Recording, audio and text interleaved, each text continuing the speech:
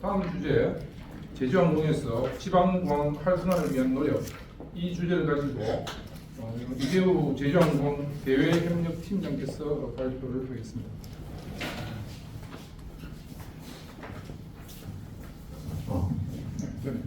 안녕하십니까. 저는 제주항공 대외협력팀을 맡고 있는 이대우라고 합니다. 먼저 뜻깊은 자리를 마련해주신 글로벌 항공우주산업학회와 신동준 회장님께 감사 말씀드립니다.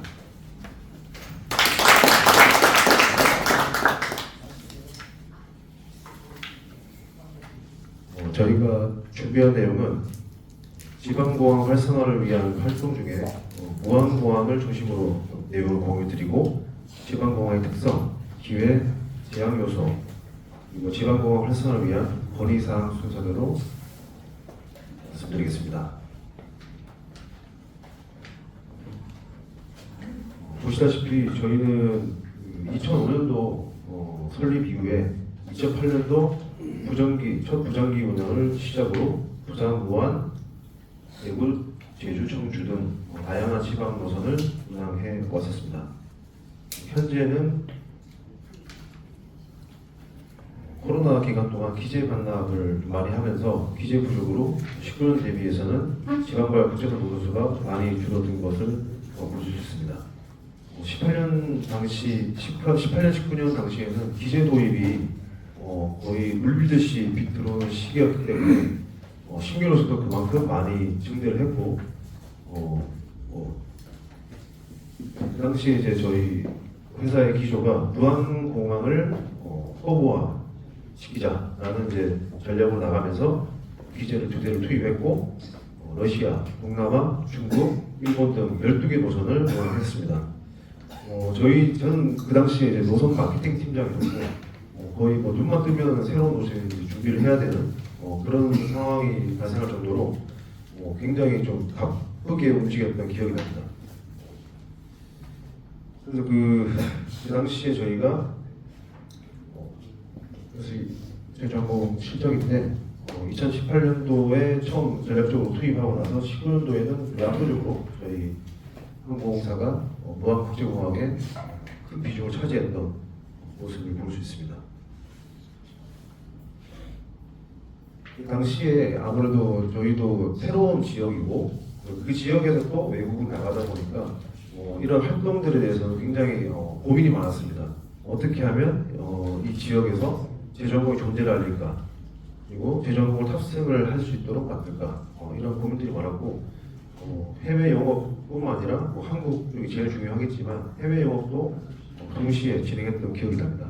그 중에 하나가 이제 저희 승무원들 중에 기아 타이거즈 치어리더 출신이 있어서 그분을 섭외를 해서 이렇게 야구장에서 시구 교육도 하고, 지금 영상으로 틀면 좋겠지만 이게 잘 안 될 것 같습니다. 그래서 시구 영상이랑 적합한 광고, 그리고 공모전, 대학생들 상대로 대학생뿐만 아니라 일반인도 다 포함돼서 전체적으로 전남 지역에 뿌려서 공모전까지 진행했고, 무한도전을 좀 카피해가지고 무한도전으로 좀 재밌는 프로모션도 많이 했었습니다. 아무래도 뒷정이 나오는 거는 무안 지역이나 아니면 전남 지역 같은 경우 지방은 더욱이나 인천공항 접근성이 떨어지기 때문에 그 접근성을 어떻게 강조할까, 그래서 이런 영상을 통해서 출발 전에 지친다 하지만 무안 국제공항에 있을 때는 굉장히 편하게 갈 수 있고 집으로도 복귀할 수 있다, 이런 영상도 제작했고, 저희가 승무원들도 기재가 2대를 투입하고 노선이 많으시다 보니까 별도로 지역 승무원들, 광주 출신이나 전남 출신들의 승무원들을 채용하고 그들의 편익을 위해서 승무원 라운지도 오픈해서 오픈식을 했던 장면입니다. 그리고 더불어서 저희가 예전부터 15년도쯤인가 그때부터 저희가 해외 영업에 대한 중요성을 깨닫고 해외 영업에 대한 마케팅, 현지별 영업 이런 걸 계속 해왔습니다. 그 일환으로 일본 현지에서 기자 간담회를 별도로 기자들 모아놓고 진행했었고, 그 당시에 이제 무안 취향을 했었기 때문에 무안공항의 존재도 알렸습니다. 그리고 옆에 보시는 그 여성분은 일본에서 유명한 인플루언서 분인데 이분을 무한행 일본발 무한행 비행기 탑승시켜서 그 경험을 공유하시게끔 해서 바이럴 시키는 마케팅도 함께 진행을 했었습니다. 현지에 있는 그 도쿄 아시죠? 도쿄 백화점, 도쿄몰 그쪽에서 저희가 오프라인으로 승무원들을 보내서 이렇게 일본인들이 좋아하는 그 뽑기, 우리나라 사람들도 좋아하지만 그중에서는 UFO라고 하더라고요. UFO처럼 날아서 이제 집어내는 저희도 상품을 깔아놓고 뽑기 이벤트 진행하면서 굉장히 성황리에 마무리됐었습니다. 그리고 슈퍼세일이라고 저희가 해외말 마케팅 이름이 슈퍼세일인데 일본발 같은 경우는 저희가 500엔으로 시작했습니다. 그래서 500엔짜리 프로모션 해서 획기적으로 저희가 일본에서 굉장히 바이럴이 잘 됐고 많은 분들이 저희 프로모션 참가를 해주셔가지고 세일즈가 굉장히 활성화됐던 기억이 납니다. 근데 이제 이렇게 노력을 많이 했음에도 역시 그 한계점이 있었습니다. 아무래도 무한 지역 쪽에 해외발 같은 경우는 좀 인지도가 낮다 보니까 저희가 할 수 있는 영역에서는 좀 한계가 있습니다. 서울이나 뭐 이런 부산 이런 데는 좀 많이 알려졌기 때문에 홍보를 안 해도 홍보 조금만 해도 좀 유입이 들어왔는데 무한공원은 워낙 인지도가 없다 보니까 그거를 저희뿐만 아니라 전남도청과 함께 프로모션 했음에도 불구하고 이거를 여러 사람한테 도달해서 알리는 데까지는 좀 한계점이 좀 있었습니다. 그래서 저희가 좀 정리한 내용이 그 경험을 통해서 정리한 게 기회와 제약 요소를 이렇게 나눠봤습니다. 좀 특이하게도 그 전남 지역은 농업 인구가 이제 두 번째로 많은 지역이라고 합니다. 광주시가 이제 150만 정도 있지만 전남도 그 190만, 광주시를 제외한 인구도 190만 명인데 이 수요가 다 끌어들여야지 저희가 활성화를 할 수 있기 때문에 아무래도 이런 농번기에는 좀 안 오시고 겨울철, 확실히 겨울철 수요가 훨씬 더 많았던 경험이 있었습니다. 그래서 여름에는 좀 더 싸게 파는 기억이 나고 겨울 시즌에는 좀 더 높은 가격으로 판매했던 기억이 납니다.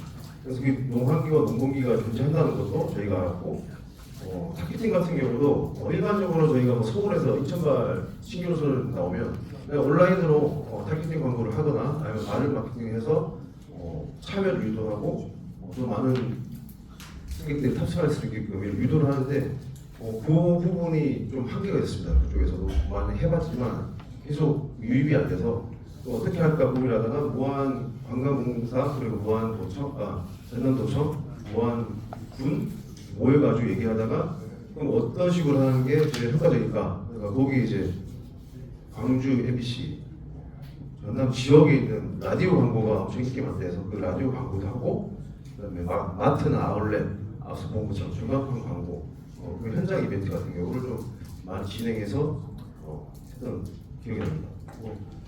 우스갯소리로 진행은 못했지만 우리 세일즈들이 다 붙어서 그 농업지역까지 다 찾아가서 이장님까지 다 방문해서 팜플렛을 뿌리자 뭐 이런 얘기도 했을 정도로 여기는 좀 마켓이 좀 달라서 힘들었던 경험이 있었습니다. 그런 앞에서 말씀드린 것처럼 이런 것 때문에 저희가 인바운드 항상 어느 도시에도 인바운드를 되게 중요하게 생각하고 마케팅을 많이 하고 있었는데 무한공항에서는 이제 인바운드가 거의 들어오지 않았고 대부분 다 이제 아웃바운드로 다 채워지는 시장이 되었습니다. 아무래도 외국인들한테는 특히 일본 사람들이나 일본들한테는 이제 팸투어까지 진행했으나 그 팸투어의 리뷰가 택시를 타고 가기에는 굉장히 낯설다. 도시화되어 있지 않고 이제 여기 무한국정원에 출발해서 가는 그 경험 자체가 조금 낯설고 또 막상 도착해도 지하철이나 이런 대중교통이 굉장히 좀 부족하다 보니까 자유여행하기 좀 어려울 것 같다. 단체로 가야 되겠다. 그런 의견들을 주셨습니다. 아무래도 외국인들한테는 좀 접근성이 떨어졌고 그래도 그 무안 지역이나 광주 지역 분들한테는 뭐 차량으로 그 주차비를 공짜로 해주셔가지고 차량으로 이동하기는 굉장히 접근성이 괜찮았지만 외국인들은 좀 불편한 이슈가 있었고 동남아 국가들한테는 마케팅을 좀 많이 했었는데 비자 이슈가 있어서 좀 힘들었습니다. 비자 이슈가 좀 까다롭다 보니까 단체 중에 또 누군가 못 가고 누군가 가면서 이런 문제들이 좀 발생하니까 입학해서 단체가 깨지고 그러면서 판매가 이제 안정적이지 않는 그런 모양새를 봤습니다. 가장 좋았던 노선이 이제 대만 노선이었습니다. 대만 분들이나 싱가포르인들 특성상 지방 한국을 돌 때 그냥 단순히 이게 서울만 가는 게 아니라 일본 같은 경우는 서울 아니 부산 그 외에는 거의 안 가는데 대만이나 싱가포르인들은 굉장히 그 모험을 즐긴다고 해야 되나? 지방 지역까지 쭉 도는 그런 패턴이 있어서 대만을 운항을 했었는데 대만에서 매출이 제일 잘 많이 나왔었습니다. 그리고 그 지방공항에서 그 수요 확보, 해외가 수요 확보를 위해서 이제 아까 정식 실장님도 말씀하셨는데 한국발도 중요하지만 저희는 해외발이 지방 활성화를 위해서 가장 키라고 생각했습니다. 왜냐하면 당연히 한국발 분들은 나가겠지만 그래도 지방공항에 홍보를 하고 그 지방 우리나라도 이제 다양한 관광지가 있다, 먹거리가 있다. 특히 전남 같은 경우는 식도락에 있어서는 뭐 최고봉이니까 그쪽을 좀 포인트로 삼아서 홍보를 많이 했고 이거가 결국은 그 지역의 인구가 좀 감소하다든지 또는 젊은 인구들이 빠져나가든지 그런 이슈들을 해결할 수 있게끔 관광객들이 많이 들어오면 충분히 그 지역이 관광으로 살아날 수 있는 그런 게 될 거라고 저희 판단했고 인바운드에 굉장히 공을 많이 들였었습니다.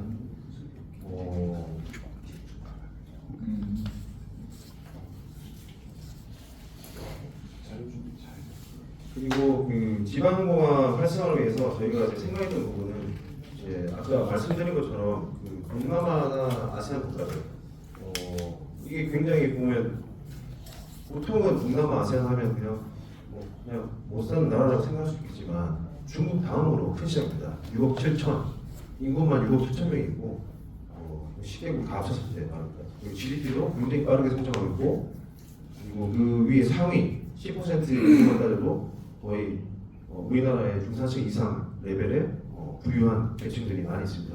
그분들도 우리나라 들어올 때 비자 이슈는 똑같이 걸립니다.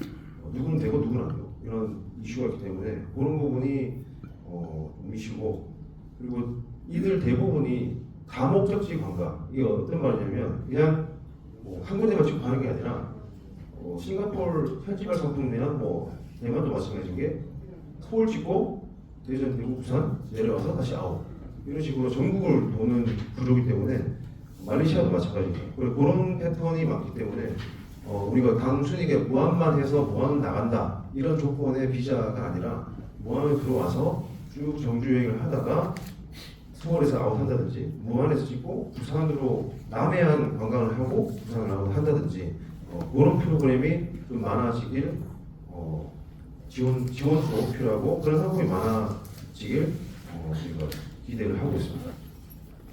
그리고 무사승 제도 같은 경우는 KETA가 지금 너무 이슈화가 되다 보니까 대통령실에서 얼마 전에 모여서 간담회를 했다고 하고 저희 커머셜 본부장님도 참여를 했다고 하는데 좋은 소식이 곧 올 것 같은데 그 KETA가 결국은 편의를 좀 강조한다고 이렇게 해놨던 게 이중장치로 되면서 외국인들한테는 동남아인들한테 동북 쪽의 목적지로서 일본한테 뺏겨가는 그런 이슈들이 있었습니다. 그거를 여행사나 항공사 간담회 때마다 강조를 했었는데 이번에 대통령실에서 그거보다 떨어졌으니까 아마 좀 좋은 쪽으로 개선되지 않을까 기대하고 있고요. 그리고 환승 관광 프로그램 같은 경우는 저희가 데이터를 좀 분석을 해보니까 일본인들이 목적지로서의 무안공항을 들어온다고 보다 거쳐가는 공항을 썼습니다. 그 수가 굉장히 많았습니다. 그래서 제가 너무 이상해서 이걸 물어보니까 현지발에 일본에서 동남아 다양한 목적지로 가기가 굉장히 직항이 많이 없고 비싸고 그렇기 때문에 오히려 환승해서 가는 게 훨씬 저렴하고 시간대도 오전 비행기니까 내려서 잠깐 3-4시간 체류하다가 저녁 비행기로 동남아를 가는 이런 패턴을 보인 걸 저희가 확인했습니다. 그래서 요거를 보고 저희 느낀 거는 이거 만약에 우리가 환승 관광을 무안공항에서 좀 진행을 해준다면 그 기다리는 시간도 지루하지 않고 현지에서 무안에 예를 들면 3시간짜리 프로그램 또는 반나절 프로그램을 좀 가동한다면 무안의 식도락 특히 일본 사람들은 그 미식에 민감한 분들이고 자연 환경에 되게 또 좋아하는 분들이 많다 보니까 그런 일본인 타겟으로 그런 관광을 좀 활성화한다면 저희 프로그램도 다양해지고 무안의 맛 또는 그 전남 지역의 홍보도 하면서 자연스럽게 이 경험을 통해서 나중에는 무한으로 단독으로 여행할 수 있는 그런 수요도 나중에 확대될 수 있는 경험이 되지 않을까 그렇게 해서 좀 제안을 드립니다. 그리고 환승 그걸 통해서 이제 아무래도 단순히 교육가 아닌 체류로 할 수 있게끔 유도하는 이런 프로그램이 있었으면 이렇게 저희가 제안하는 바입니다. 그리고 마지막으로 재정 지원 정책 관련해서는 저희가 간담회 때도 좀 말씀드리긴 했는데 이 규모 자체가 워낙 작고 아무래도 집행 주무 기관이라고 하죠. 도로교통과 그다음에 관광과가 이원화돼서 예산을 쓰다 보니까 한쪽은 국도고 한쪽은 국채고 그래서 이게 분산이 되면서 효과가 굉장히 떨어집니다. 그래서 이거는 항공사 입장에서는 비행기를 지방으로 보내서 이 지방에서 왔다 갔다 하는 지방과 인천 또는 서울을 왔다 갔다 하는 페리 비행 비용과 그다음에 지방에서 세팅했을 때 정비사라든지 지방 사무실 그다음 영업 인력 이런 비용들을 감안하면 단순히 그냥 지방발 떠주셔야 했을 때 그 발생하는 비용이 플러스 알파로 많이 나옵니다. 그래서 그런 부분은 일본 사례가 굉장히 좋은데 일본 시조카나 마스야마 이런 지방 미야자키 이런 현들은 파격적인 제안을 합니다. 항공사들한테 대신 한 항공사만 타겟팅해서 이들이 정기편을 안정적으로 빼지 않고 운항할 수 있는 조건 이 조건을 매칭해 주기 때문에 저희도 그런 혜택을 받고 코로나 기간 전에 일본 불매운동 있을 때도 꾸준히 유지할 정도로 오히려 현지발 인구들이 더 많이 들어올 정도로 굉장히 도움을 받던 제도였습니다. 그래서 관광가에서 인당 2만 원 이런 제도가 아니라 항공사가 스테이하고 롱텀하게 계속해서 운항할 수 있는 조건 이 조건으로 제한했기 때문에 안정적으로 저희가 지방에서 일본 지방 노선을 빼지 않고 운항했던 경험이 있습니다. 그래서 저희도 아무래도 이런 컨트롤 타워 역할을 할 수 있는 현이나 아니면 여기 도겠죠. 저희는 도니까 도나 이런 데서 좀 집중적으로 육성할 수 있는 뭔가 제도가 좀 나온다면 좋겠다는 의견을 드립니다. 제가 준비한 건 여기까지고요. 바쁘신데 긴 얘기 들어주셔서 감사합니다.